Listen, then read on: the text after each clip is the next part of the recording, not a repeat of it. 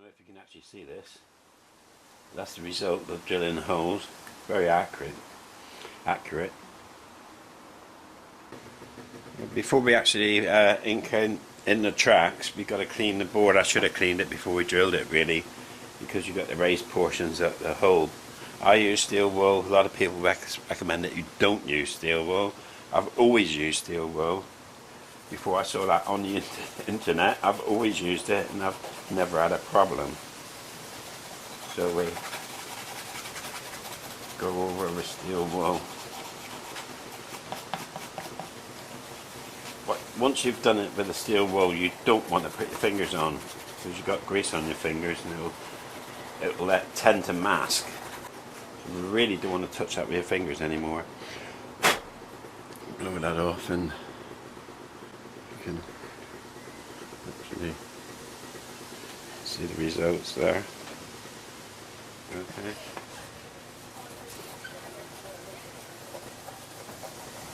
I'll flip the image over, so now we're looking at the back side, or the copper side of the board.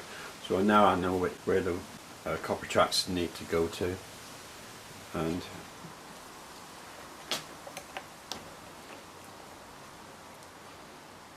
this is matte black, Humbrol matte black. I use 33.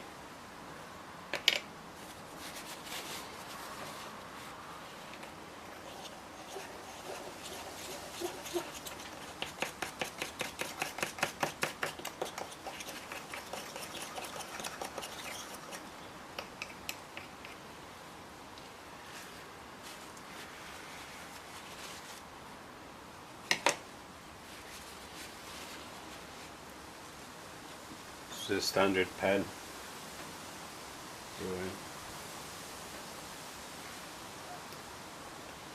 Mixed up, fresh. The fresh paint is just about the right consistency.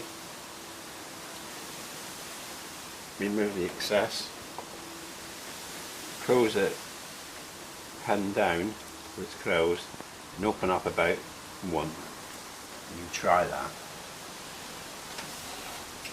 As an example,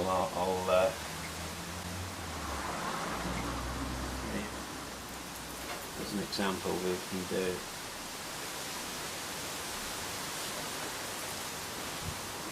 I'll pull that up a bit more.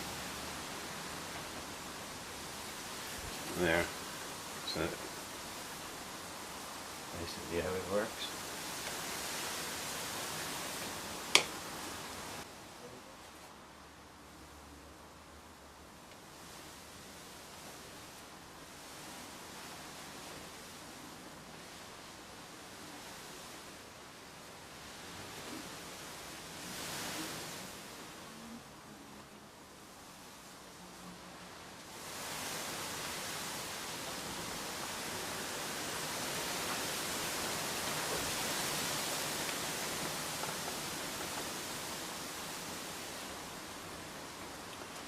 This is the result of the painting process.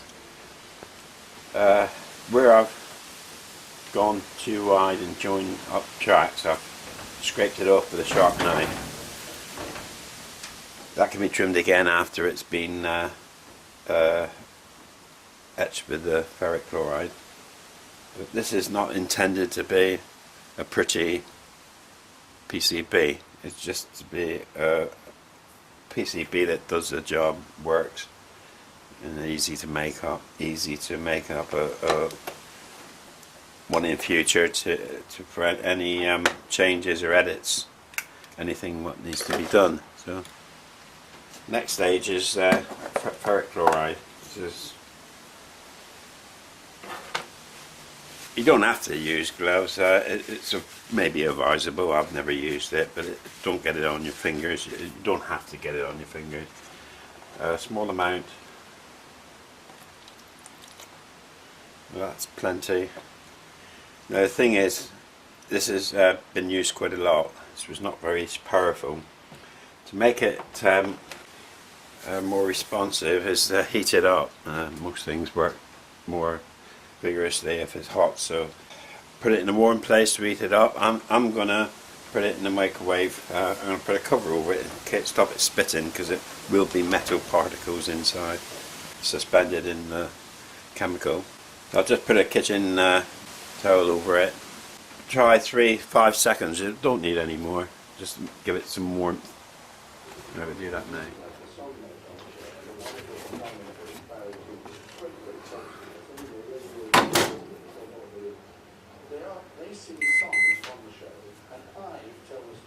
Five.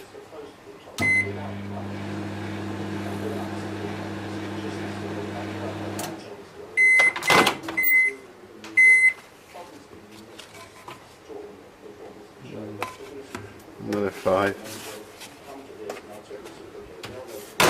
In fact, I'll put in 10.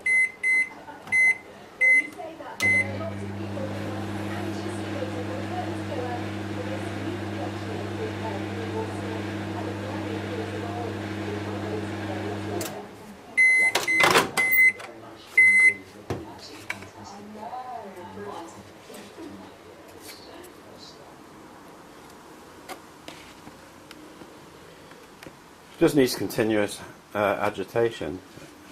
If the fluid gets chemical gets too cold, I'll probably pop it in the microwave again, but I don't really want to microwave the board. You can see it starts by rapidly going a reddish tinge.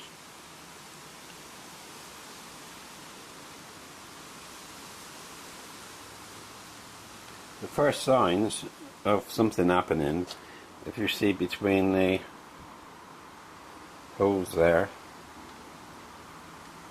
the copper is already gone. You'll find around the edge of the board. This is around the edges of holes. This is how it starts.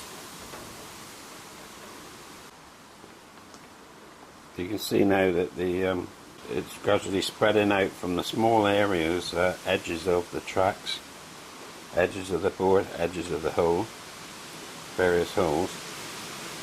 It's gradually spreading outwards. The last to go, the most reluctant to go, is large areas, large plain areas. And we're nearly there. It's all gone from the main board. This large area, we're still finishing off this large plain area. It's nearly gone.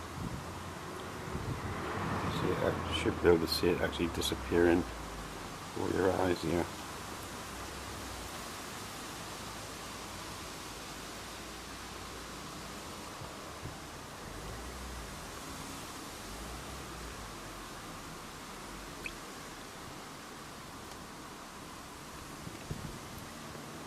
There you go.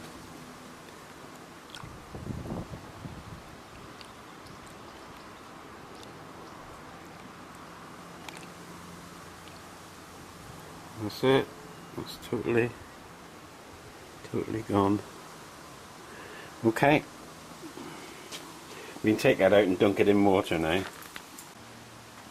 Okay, we've completed the etching process. We save this for future use over and over again. It can be rejuvenated with acid, but I never bother. I just use heat. Once that gives up, then throw it away and we get some new crystals, copper sulfate crystals. Now that grey, the stain there will wash off with water. Some remnants won't, but I'll keep these separated just for PCBs. The PCB now has been washed off in water, running water. Now I'll use some cellulose thinners just to clean off the paint. Well, this is the end result. I've gone over with a scalpel just to create spaces where it was a little bit too close, or even joined at places, ready to go together. Now, the ideal thing with CNC machining this is how easy the things precisionally fit together. Now, I have my philosophy with these boards. My philosophy with these boards are keep them simple, low density components, in other words low count components. Just pick off a few terminals, what you want to do with them. As you can see, the stepper motor direction and speed for X, Y, Z. Nothing there. It's just actually wires, so that there I could use more pins. The two pins which feed in the VFDs, a little bit more complicated. Keeping it simple as possible. I can use other pins. So these pins are in fact not connected. The remaining pins. On the next board they will be of course connected and used for whatever purposes. One little thing of interest is that when you only use some of the pins on a board, it's a good idea to have the occasional solder copper pad, so that it supports, another one there, supports the socket, so when you're pulling the header off and back on again frequently, you don't actually apply any levering force on the socket itself. So I've opened out the corner holes. I've opened out to fit on the studs, and I've opened up the terminal block holes from 0.9mm, just taking them out to a 1mm. This is like a set of new ones there as an example. You get all this stuff on eBay. There. Perfect fit. You can get all this stuff on eBay. I've got these on eBay. The header, RDC headers from Farnell RS Components or on eBay. They're very cheap from RS, but there is a minimum price. I think it's £20 that you've got to spend. So I normally do, if I'm dealing with, I usually deal with Farnell. I think they're better pricing than RS. They've got a huge range. They got data PDF data file as on all of their stuff they sell, products. The PCB is 1.6mm thick, single sided. Get it on eBay. It's fiberglass. I can use 100 by 60mm. I can cut out two with slight room to spare on one sheet. I find with this low density component idea is that it's easy to modify. There's less problems if I want to actually replace the board with an upgraded board.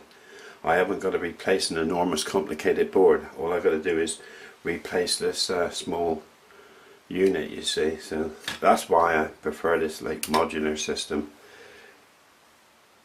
I'm not going to teach you how to suck eggs.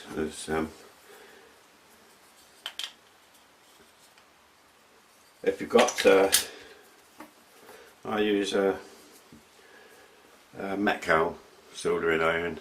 I seriously recommend if you at all serious about soldering that you get a decent soldering iron. This is industrial. They're about £350 new, but you can get them on eBay for about, working order for about £100.